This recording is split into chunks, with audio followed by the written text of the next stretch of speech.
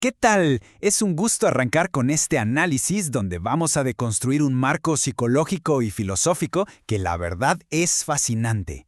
Hoy nos metemos de lleno en el reality transurfing de Vadim Zeland y más específicamente en este supuesto gran secreto para lograr metas altísimas sin terminar completamente agotados. Muchas veces la vida se siente como una batalla constante, ¿verdad? Pero los textos de Zeland sugieren que justo ese exceso de esfuerzo podría ser lo que nos aleja del éxito. Así que vamos a desempacar cómo funciona esto paso a paso. Bueno, para que veamos claramente hacia dónde vamos, este es nuestro mapa. Empezaremos con el espejismo de la lucha.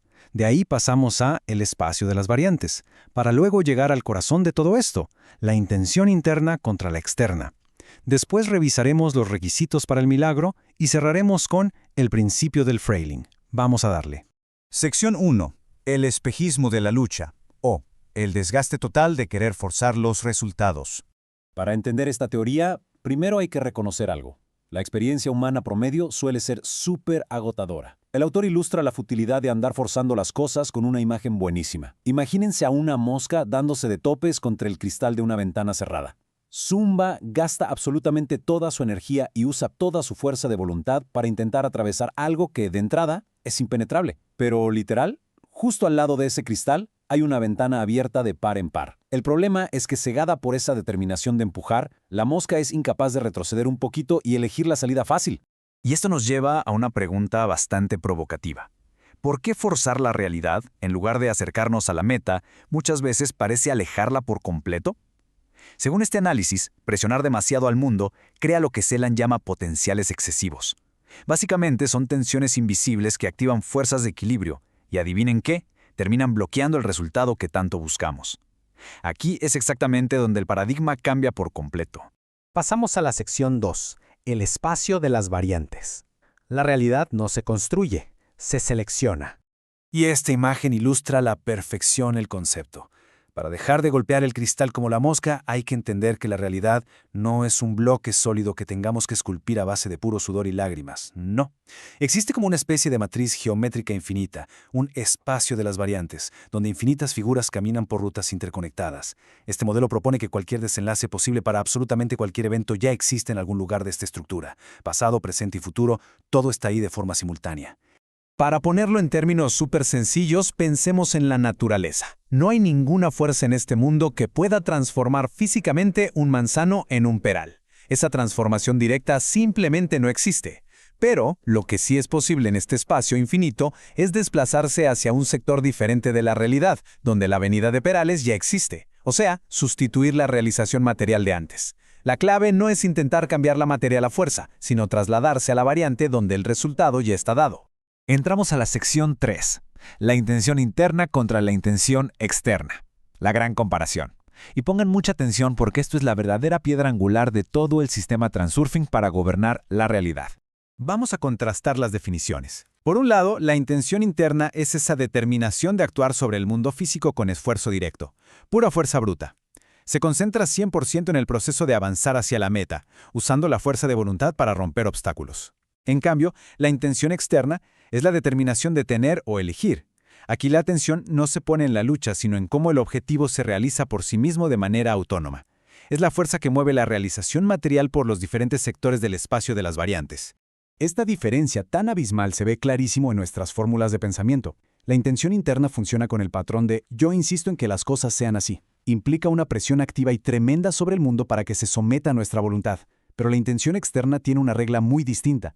Opera bajo la idea de resulta así que o las circunstancias son tales que. Básicamente es tomar la postura de un observador imparcial, donde todo sucede de forma supernatural sin presionar a nadie ni a nada.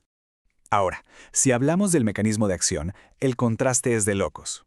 Con la intención interna intentamos empujar nuestra realización a través del espacio denso. Obviamente nos agotamos.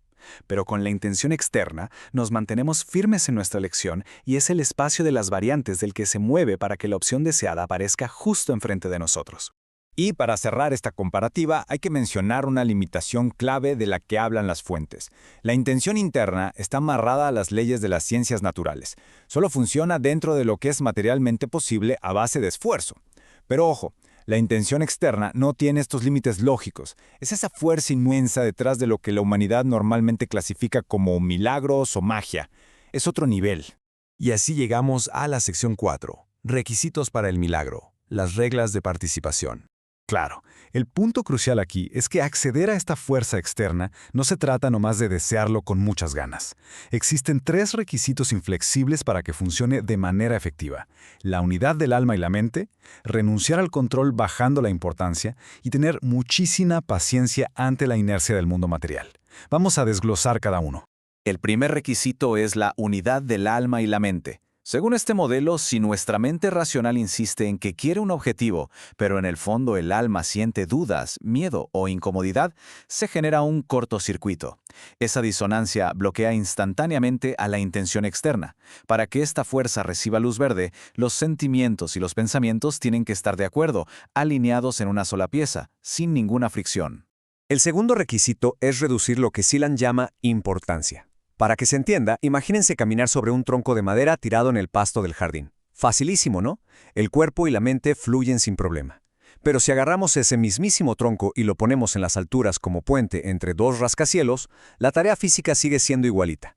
Sin embargo, la importancia de no caer al vacío se fue a las nubes. Ese nivel de importancia genera pánico, paraliza la intención externa y prácticamente nos asegura el fracaso. Entonces, para quitarnos ese vértigo del rascacielos, los pasos propuestos son bastante contraintuitivos. Tenemos que soltar ese agarre asfixiante de la intención interna y, por muy loco que suene, aceptar la posibilidad del fracaso de antemano. Al aceptar el peor escenario, la importancia simplemente desaparece. Además, es vital recordar que la materia es densa, tiene inercia material. A diferencia de un sueño donde los cambios son instantáneos, en el mundo físico la realidad tarda un poco en desenrollar la meta, así que la paciencia es indispensable. Pasemos a la última parte. Sección 5. El principio del Freeling, o cómo aplicar magia práctica en las relaciones humanas. Porque claro, ¿cómo aplicamos todo esto en un mundo lleno de personas que también tienen su propia voluntad? La regla de oro de esta técnica se resume en una cita textual espectacular. Renuncia a la intención de recibir, reemplázalo por la intención de dar y recibirás aquello a lo que has renunciado. Es un giro completo a cómo solemos comportarnos. En vez de obligar al otro a darnos lo que queremos, nos alineamos de manera superfluida con los intereses ajenos y como resultado, obtenemos exactamente eso que habíamos soltado. Un caso súper práctico que destaca el autor es el intento de recuperar a una pareja sentimental. Si usamos la intención interna, la actitud va a ser egoísta, presionar, exigir afecto, reclamar atención, y eso inevitablemente aleja a la otra persona. El principio del Freiling nos dice, haz lo opuesto. Hay que detectar qué necesita desesperadamente la intención interna de la pareja. Quizá necesita sentirse libre, o necesita reconocimiento, y dárselo genuinamente. Al satisfacer la intención del otro, el flujo de la realidad se reorganiza a favor de ambos. Y lo que es realmente interesante de todo esto es cómo nos invita a cambiar el chip, a asumir el rol de un observador relajado. Así que cerramos con esta gran incógnita para la reflexión personal.